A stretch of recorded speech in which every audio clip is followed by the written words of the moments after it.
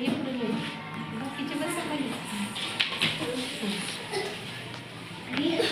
नमस्कार बालमित्रांनो. नमस्कार बाई. मुलांनो, आज मी तुम्हाला माणसापेक्षा वेगाने काम करणारे यंत्र दाखवणार आहे. बापरे, किती मोठे ते यंत्र बघायलाच हवे. खरंच असेल का असं यंत्र पल्लवी? बाई त्याला वाटते असे काही नसेलच. मुलांनो,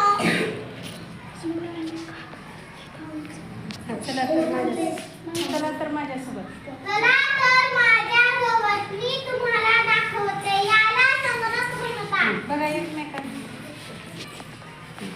बाई वायर कसली आणि वायर लावून रसके काय जोडलेले आहे? अरे याला माऊस म्हणतात. इंग्रजीतून त्याला माऊस म्हणतात ना.